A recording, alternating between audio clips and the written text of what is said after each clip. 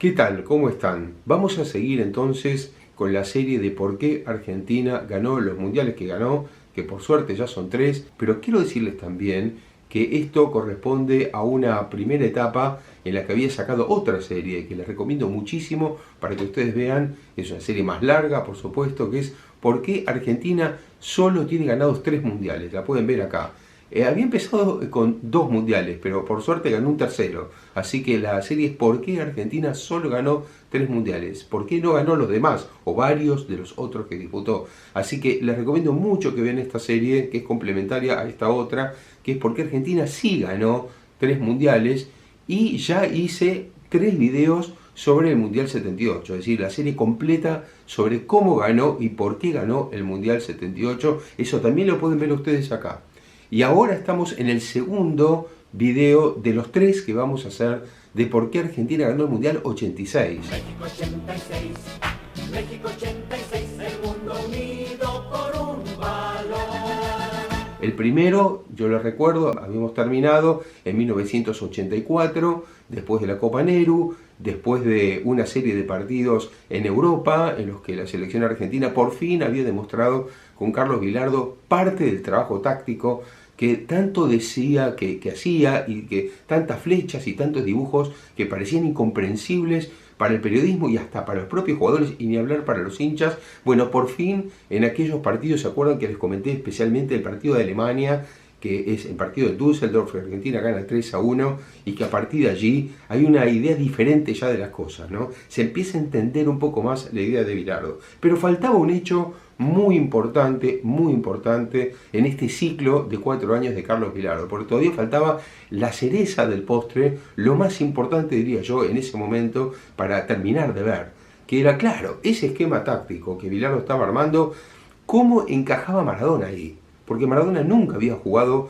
pese a que ya estamos hablando de prácticamente 2 años, 2 años y medio, Maradona nunca había jugado en la selección argentina, porque les reitero un concepto que dije también en el video anterior.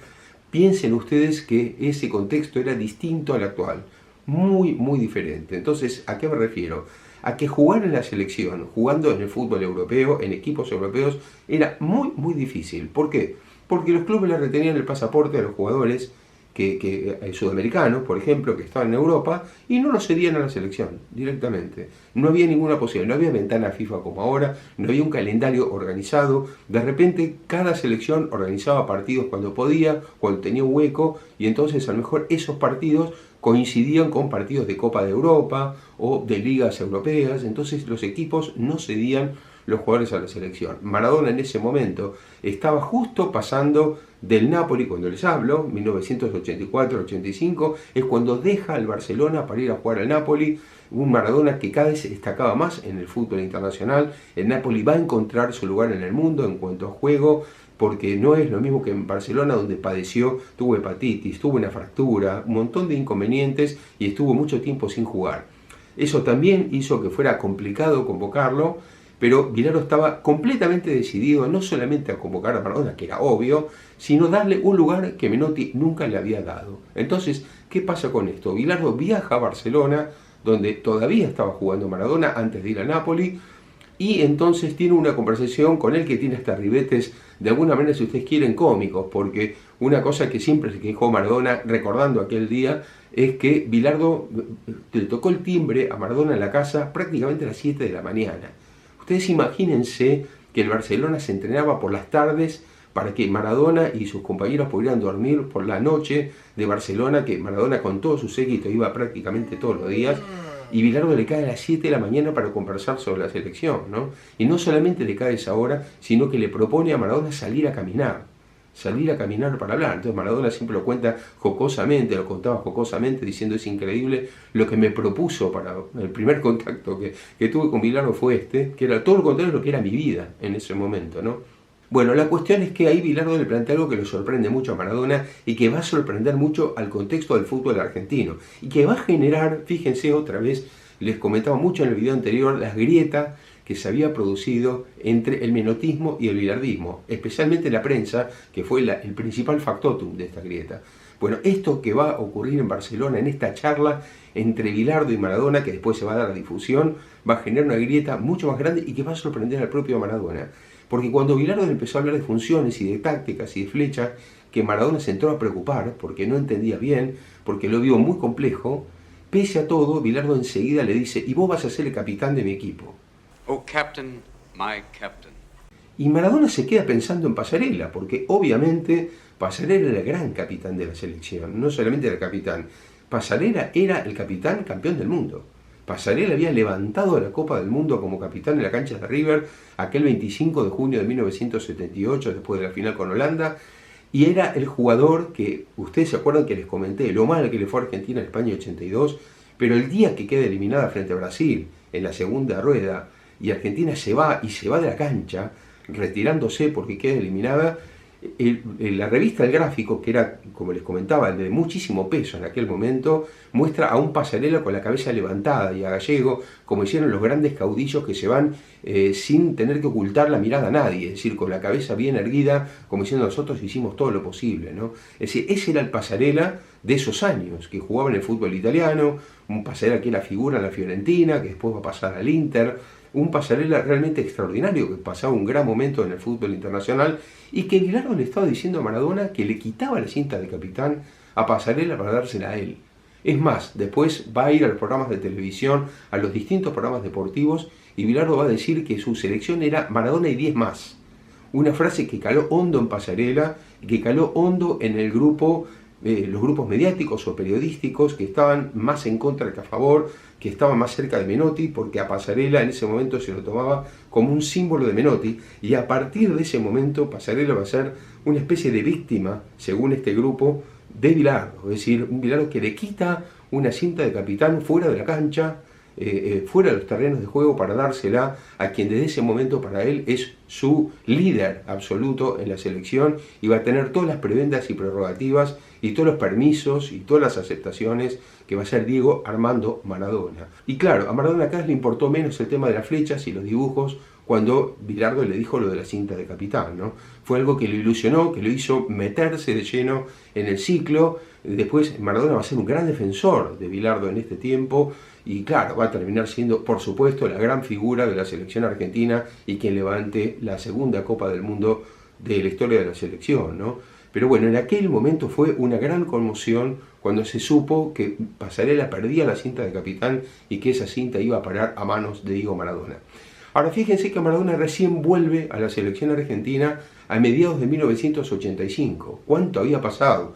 Piensen ustedes que el primer partido fue a principios del 83, cuando Bilardo asumió la selección, y Maradona recién juega sus primeros 2 partidos, y en Buenos Aires, 2 amistosos de preparación para lo que ya venía, que era la clasificación para el Mundial de México.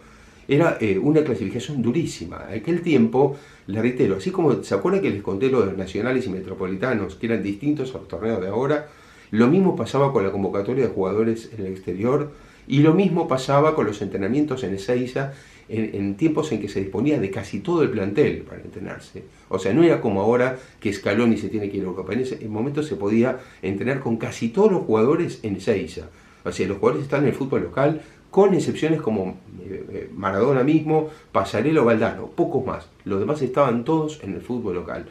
Bueno, entonces, otro contexto distinto, así como también la Copa América se juega distinto, y les conté, fue el tema de la clasificación al Mundial. La clasificación al Mundial de México, a México 86, se jugó en grupos, y a Argentina le tocó en el grupo, parecía más o menos accesible, ¿no? Pero siempre el fútbol argentino sufrió en las clasificaciones sudamericanas, especialmente en la época de grupos, porque claro, una fase de grupos como esta se jugaba todo a lo largo de un mes. Entonces, en ese mes tenés que estar en las mejores condiciones, porque si se te lesiona un jugador o pasa algo, perdiste y no tenés otra posibilidad de recuperación. Piensen ustedes que ahora la clasificación es larguísima, se juega 2 años y pico, son 18 fechas. Entonces los equipos más poderosos se pueden recuperar. Si perdieron un partido tienen tiempo el mes siguiente de jugar otro. Si tienen un plantel rico siempre puede volver alguno que estaba lesionado. Pero en aquel tiempo no, era todo circunscripto a 6 partidos. Argentina tuvo que jugar local y visitante contra Venezuela, contra Colombia y contra Perú. Claro, hay que también hacer otro asterisco. Venezuela no era la Venezuela de este tiempo. Venezuela era mucho menos que la Venezuela de este tiempo. Entonces, por ejemplo, con Venezuela se descontaba que Argentina iba a ganar los dos partidos. Un poco más difícil era el tema de Colombia de visitante, y por supuesto Perú siempre fue el rival más complicado que tuvo Argentina en este tipo de torneos o de participaciones. Maradona, para ensamblarse, tuvo solamente dos partidos, como decía, dos amistosos, frente a Paraguay y frente a Chile en Buenos Aires, y después de ahí ya comenzó la etapa durísima de la clasificación. Sin embargo, parecía realmente accesible no solamente el grupo, sino los primeros resultados. Fue raro cómo estaba hecho el calendario, les cuento. Es decir, no fue bastante regular como se piensa, sino que Argentina jugó primero de visitante contra Venezuela y Colombia, después jugó de local contra esos equipos, y después, no se sabe por qué, le tocó así, contra Perú en Lima y después en Buenos Aires. Es decir, los últimos dos partidos que le quedaban era contra Perú. ¿Qué pasó? Que Argentina sacó los 8 puntos, en aquel momento ganando, eran 2 puntos, no 3 como ahora. Es decir, Argentina sacó los 8 puntos sobre 8 de los 4 primeros partidos, con lo cual empezó a reinar el optimismo. Y eso que Argentina no estaba jugando bien, les cuento. El plantel que jugó de la selección argentina en la clasificación se pareció bastante a las primeras convocatorias. Es decir, si uno toma en cuenta, ¿se acuerdan ustedes los que les comenté del partido contra Chile en el debut? Bueno, varios de esos jugadores estuvieron en la clasificación para el Mundial, y de hecho muchos de ellos van a llegar al Mundial también. Algunos que no llegaron pero que estuvieron ahí eran Filiol, Gareca, Miguel Ángel Russo, Enzo Trocero. Esos jugadores también estuvieron, pero formaron parte bastante del ciclo. La cuestión es que Argentina gana esos 4 partidos, como les dije, 3-2 a Venezuela en San Cristóbal de visitante, 3-1 a Colombia como visitante, después le gana 1-0 a Colombia como local, le gana 3-0 a Venezuela como local. Más allá de las dificultades que ahora vamos a comentar, todo parecía bastante encaminado. De hecho, cuando le quedan los dos partidos con Perú, Argentina tenía 8 puntos y Perú 5. Es decir, Perú había jugado contra los mismos dos rivales y de vuelta, es decir, 4 partidos, y Perú en esos 4 partidos sobre 8 puntos sacó 5. Es decir, que cuando juegan Argentina y Perú los dos partidos que quedan, prácticamente definían entre ellos, y Perú estaba a 3 puntos de Argentina sobre 4 en juego. Entonces era muy complicado para Perú, casi imposible, muy difícil. Además, Argentina con Maradona. Pero bueno, vamos a empezar por el principio de esta clasificación, porque hubo otra situación de grieta que en realidad, si lo piensan y si lo pensamos, tiene bastante que ver con lo que les conté de la cinta de capitán. Es decir, Passarella queda afectado, muy afectado por esa situación. De hecho, Clarín se va a apropiar un poco de Passarella y va a ser un poco la voz de Passarella y las quejas que había de menotismo en los entrenamientos previos a la clasificación al Mundial. Fue un momento de mucho enfrentamiento. Y les cuento una anécdota. Cuando Passarella llega a Venezuela, al primer partido, llega desde Italia, y Passarella llega con un entrenamiento que ya había comenzado. Es decir, en la selección argentina había jugadores que ya habían llegado antes que él, el entrenamiento ya había comenzado. Passarella llega, saluda a la delegación, saluda a Grondona, y Grondona se va, se queda con Bilardo, y Bilardo le dice: bueno, Daniel, ponete cómodo, bienvenido, y cuando puedas venir, mirá el entrenamiento. Hoy, si no querés entrenar, no entrenes, pero mirad cómo se mueve Brown para que saber los movimientos del equipo. Y Passarella ya le dice a Bilardo: yo mirar cómo se mueve Brown. Sí, cómo se mueve Brown, que mires cómo se mueve Brown. Le dice: no puede ser que me digas a mí que tenga que mirar cómo se mueve Brown. Y ya Bilardo se empieza a volver loco y le dice a Grondona: Julio, acá empezamos los problemas con Daniel. Bueno, así, ya había una situación de un clima muy complicado, porque de fondo estaba el problema de la cinta del capitán y esta división que les cuento que había. Es decir, tiempos muy diferentes a los actuales, con periodismo muy fuerte, peleándose por una idea, por otra. Bueno, Argentina le gana ese partido a Venezuela, como les dije, 3-2, que fue el debut en la clasificación. Y fíjense que Passarella es un gol de tiro libre en ese partido, y Maradona los otros dos. Argentina gana 3-2. El segundo partido Argentina lo va a ganar más holgado en Colombia, con una muy buena participación de Pedro Pablo Pasculi, que después va a jugar el Mundial y va a ser importante también allí. Y un gol de Burruchaga de 3-1, bastante holgado. Había metido 3 goles en los 2 partidos de visitante. Sin embargo, Cuando le toca jugar contra Colombia como local, le costó mucho ese partido, que termina ganando 1-0 con un gol de doble cabezazo en el área, donde ya se ve otra de las cosas de Bilardo, que era el juego aéreo, esta preparación de pelota parada. Bueno, en este caso es un gol que Trocero, un gran defensor que no llegó al Mundial, le baja de cabeza para que Valdano conecte y gane 1-0 con ese gol a Colombia, que le dio los 2 puntos, que era lo que más importaba. Tapa Willington Ortiz. Pasarela, se va a levantar Trocero. Trocero, Valdano, gol.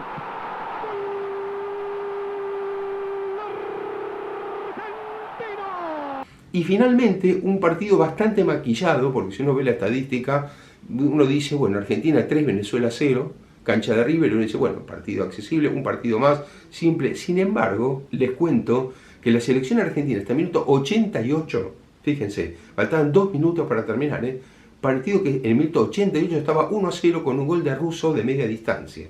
Por adentro se vino Valdano, también Burruchaga. Maradona está ahí. Vamos, emperador. Maradona. Allí está Garré, vamos, Garré, gol. Russo y gol. Argentino. Es decir, nada fácil contra una Venezuela que no es, repito, la de ahora. Mucho menos que ahora. Y Argentina le ganaba 1-0 con un gol de Russo, que era un volante central de media distancia. Después hace otro gol Clausen y otro gol Maradona en los últimos 2 minutos, y entonces se maquilla un 3-0 final. Pero había dejado ese equipo, pese, fíjense lo que les digo, 8 puntos de 8, y había dejado dudas ese equipo para los 2 partidos con Perú. Van a llegar los 2 partidos con Perú, que van a ser los decisivos, porque ahí sí era lo único que quedaba. Les recuerdo, Perú a 3 puntos, el partido de ida se juega en Lima, y ahí aparece la opción de Lucho Reina, un jugador que el técnico peruano lo pone a marcar personalmente a Maradona, y se le va a pegar como una estampilla, a tal punto que va a generar enormes debates en el mundo del fútbol sobre si eso es fútbol o no. Un jugador que lo seguía casi hasta el baño, casi hasta el vestuario, no se despegaba de él, pero lo cierto es que Lucho Reina logró bloquear a Maradona en ese partido. Perú le gana 1-0. Venía buscando Barbadillo, Cueto, el cabezazo de Reina, el enganche no llegaba, Filiol, ahí está Velázquez, Filiol, Oblita, gol. Gol peruano, el 7:30, Juan Carlos Oblitas, Perú 1, la Argentina 0.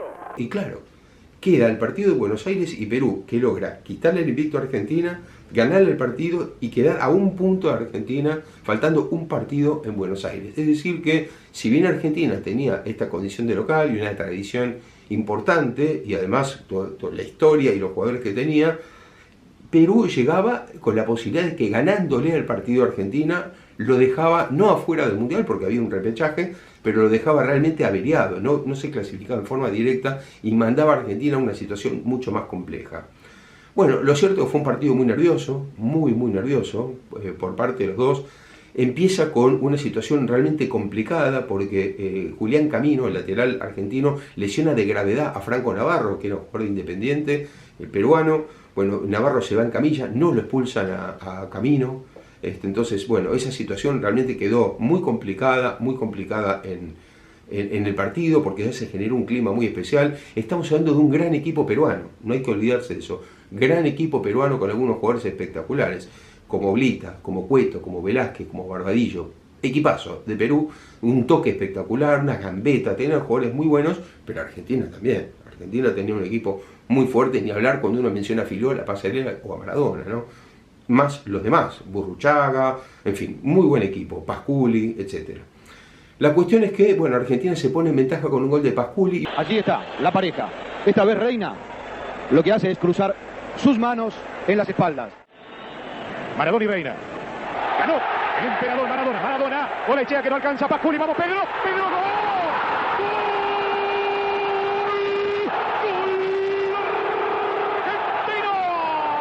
Y uno dice ahí, bueno, Argentina empatando iba al Mundial, se pone 1-0 a favor, y entonces parecía, con un Perú que había tenido este problema con Franco Navarro, que Argentina realmente se encaminaba al Mundial sin problemas.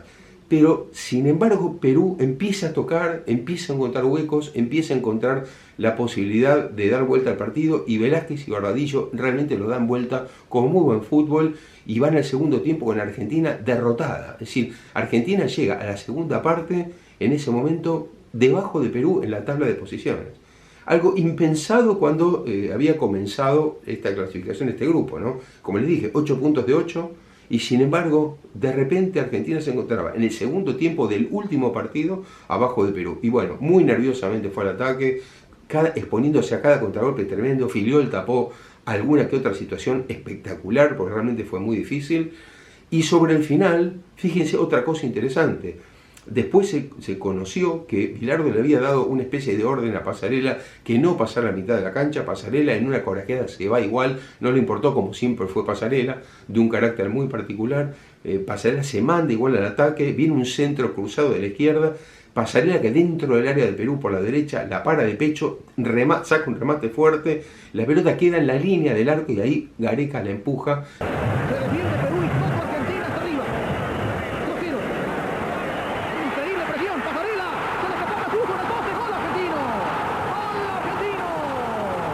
Qué cosa lo de Gareca, ¿no? Porque Gareca hace ese gol que le da la clasificación angustiosa a Argentina en los últimos minutos ya, cuando parecía que no entraba más la pelota. El partido termina empatado 2-2. Con ese empate Argentina logra una nerviosa clasificación al Mundial de México 86, pero Pasarela desafió esa situación yéndose al ataque y convirtiéndose un poco en el héroe de la jornada, reconocido por casi todos, porque bueno, Gareca terminó empujándola, ¿no? Pero fíjense lo que son las cosas también del mundo del fútbol. Gareca, que es el que lo saca a Perú del Mundial, por lo menos en el pase de la primera etapa, después termina dirigiendo a Perú con muchísimo éxito en Mundiales, en Copas América, etc. Así es la vida, ¿no? Muchos años después. Bueno, el propio Gareca, insólitamente, que es el autor del gol con el que Argentina se clasifica al Mundial, no estuvo en México 86, no fue convocado por Carlos Bilardo para la selección. Bueno, lo cierto es que la Argentina ya clasificada empieza otra etapa, que es la de pensar el camino hacia el Mundial, los amistosos que hay que jugar hacia el Mundial, cómo se puede preparar el equipo. Bilardo no contaba con un consenso total por esto de que la clasificación fue un paso atrás, si se quiere, en el rendimiento. Es decir, se consiguió algo muy importante, pero el rendimiento dejó muchísimas dudas, especialmente esos dos partidos con Perú y hasta lo que le conté del partido con Venezuela como local, ¿no? Son partidos que no dejaron una sensación de un gran avance táctico, como que el equipo se había estancado, como que al final dependía de todas estas figuras, Maradona, Pasarela, Filiol, que eran las figuras de siempre, pero que todo ese trabajo que había con tantos jugadores no se terminaba de vislumbrar. Entonces, bueno, una cosa que va a ocurrir allí es que ya Bilardo va a diagramar una preparación para el Mundial. Hay que recordar que Argentina tenía que jugar en México 2.200 metros de altura, al mediodía, en horas pesadas, con temperaturas muy altas. Entonces Bilardo idea, una muy buena idea creo yo, se había hecho pocas veces en tanto tiempo, ir a Tilcara, a la localidad de Tilcara en Jujuy, que tenía una altura parecida, un clima parecido, y entonces Bilardo ahí se lleva a una enorme cantidad de jugadores del fútbol local. Ya una cosa que pasó es que ya empezaron a aparecer algunas ventas de jugadores al exterior, pero la mayoría seguía estando en Argentina, y Bilardo decide llevar esos jugadores, que muchos después van a ser convocados para el Mundial, salvo dos, que fíjense una cosa interesante, estuvieron Oscar de Articia y Jorge Comas, dos jugadores que no estuvieron después en el Mundial y que tampoco habían tenido una participación en esa clasificación, siendo jugadores que le interesaba mucho a Bilardo. Después sí iban a formar parte del ciclo 86-90 con más asiduidad, especialmente de Articia. Pero bueno, la cuestión es que Bilardo hace un trabajo en Tilcara muy interesante, que va a generar una situación bastante particular, porque bueno, lo que siempre se dijo es que esa selección hizo una promesa en Tilcara, como que si ganaba el Mundial iban a volver allí. No volvieron por años, y se atribuyó a esa cuestión mágica, a que Argentina no ganaba títulos porque no volvieron más a Tilcara. Una cosa increíble, pero bueno, así es, ¿no? Fue algo que se dijo durante muchos años. Lo cierto es que allí estuvieron muchos jugadores de selección, hizo una preparación larga, muy especial. Había habido algunas preparaciones para jugar contra Bolivia también en otros momentos de clasificación, pero siempre cortitos. Pero un trabajo tan largo de mediciones, de rendimientos, para ver qué tal estaban los jugadores y cómo llegaron al Mundial, pocas veces se había hecho lo de Tilcara. Se hizo en enero del 86, es decir, a 5 meses del Mundial, se hizo ese trabajo, y entonces a partir de allí, bueno, quedaban muy pocos partidos realmente para ver qué podía pasar con la selección. Pasado ese trabajo entonces de Tilcara, quedaban un par de amistosos, prácticamente 2 o 3 amistosos, y ya venía enseguida el Mundial. ¿Qué pasó con esos amistosos? Bueno, así como les conté que la gira por Europa en el 84 había sido muy exitosa, ¿se acuerdan que Argentina ganó los 3 partidos y especialmente hice hincapié en el de Alemania, que fue el más importante? Bueno, ahora Argentina va a ir jugando un partido por mes, porque, les reitero, no era como ahora. Ahí no había fecha FIFA, entonces se iba cuando se podía. Bueno, Argentina fue en abril a jugar en París contra Francia y pierde muy mal 2-0, pero muy mal, en un muy mal partido de Argentina que preocupó muchísimo, porque además ahí apareció algo muy importante. Maradona jugó muy mal, entonces había como una idea que empezó a recorrer, como que Maradona estaba abajo de Platini, que Maradona no era como Platini, ya los dos jugaban y eran rivales en la Liga Italiana, uno en el Napoli y otro en la Juventus. Bueno, ese partido lo gana Francia dominando ampliamente, jugando mucho mejor que Argentina. Empezó a circular esto de que Maradona no estaba en su mejor momento, había preocupación que después Fernando Signorini lo va a aclarar diciendo que en realidad fue cuando Maradona fue a ver al doctor Dal Monte a Italia para prepararse para la altura. Es decir, Signorini sabía bien, y Maradona también, que no podía rendir lo máximo ahí porque su mentalidad estaba en llegar bien a junio al Mundial. Y en abril Maradona estaba en plena preparación y por eso no jugó bien. Pero claro, la gente no estaba informada de eso y lo que se veía es lo que se veía en la cancha. Y en la cancha Argentina jugó muy mal ese partido, y no solamente eso, sino que va a ir a Oslo al otro mes y va a perder 1-0 con Noruega. Ahí otra vez le digo lo mismo, no piensen ustedes en la Noruega de Haaland o la Noruega de estos jugadores como son de estos jugadores de hoy que son realmente mucho mejores. No, la Noruega de aquel tiempo, y Argentina pierde con Noruega y la preocupación fue mayor. ¿Y qué pasa a la vuelta de eso? A la vuelta de eso, lo que ocurre en Argentina es que empieza a circular que el gobierno del doctor Alfonsín, pero especialmente por parte de Rodolfo O'Reilly, Michingo O'Reilly, que había sido un jugador de los Pumas, vinculado a la Secretaría de Deportes, era el secretario de Deportes de la Nación, empezó a pensar junto con el gobierno, con algunos miembros de la Secretaría de Deportes, la posibilidad de quitar a Bilardo a último momento, y hasta se pensó en volver a convocar a Menotti para la selección. Bueno, esto fue un impacto brutal, empezó a circular esta versión que se termina confirmando que realmente el gobierno, preocupado por el bajo rendimiento de la selección, empezó a buscarle un reemplazante a Bilardo. Bueno, ¿qué pasó? Que era otro tiempo y también ahí los grupos mediáticos, unos y otros, pero especialmente ahí los ligados a Bilardo, plantearon una enorme resistencia, y hay que decir también que en ese sentido Grondona fue muy leal, porque Grondona estaba en el exterior el día que se intentó hacer este movimiento, pero claro, quedó a cargo de la AFA Hugo Santilli, el presidente de River en aquel momento. Muchos pensaron que al no estar Grondona, al estar en el exterior, se podía recurrir a Santilli para este pequeño golpe de estado futbolero, por llamarlo así. La cuestión es que Santilli dijo, ni loco, lo llamó a Grondona a Zurich, le dijo, Julio, está pasando esto. Grondona lo llamó a O'Reilly y le dijo, mira, Michingo, dedicate al rugby, que es lo tuyo, vos de fútbol no entendés nada. A esto me dedico yo, y Bilardo sigue ahí. Bilardo siguió en el cargo, resistieron todos y así pudo llegar al Mundial, porque piensen ustedes que estuvo al borde de no ir al Mundial Bilardo después de estos partidos. Es decir, tanta era la preocupación que hasta el gobierno argentino metió mano en una situación extraña, ¿no? Que después pocas veces se iba a repetir, pero en esa situación se metió hasta el gobierno de Alfonsín. Tal es así, les cuento, que había mucha molestia cuando Conrado Stolani, que era el ministro de la Acción Social, o de Bienestar Social en aquel momento, fue a México el día de la coronación, y cuando recibieron la Copa los jugadores casi lo ignoraron. El único que se paró a hablar con él fue Bocchini, porque Stolani era un reconocido hincha de Independiente, pero después el resto no quiso saber nada. Estaban realmente muy molestos con el gobierno. Hubo que hacer muchísimas gestiones en México después de la final para que Bilardo se comunicara con Alfonsín, para que Alfonsín pudiera hablar con él, porque se pensó que Bilardo no iba a querer, y Bilardo en un gesto de grandeza dijo, no, ya pasó todo, ya está, no, entiendo que en aquel momento pasó esto, pero realmente fue duro, fue muy complicado aquel momento porque se pensó realmente en un cambio.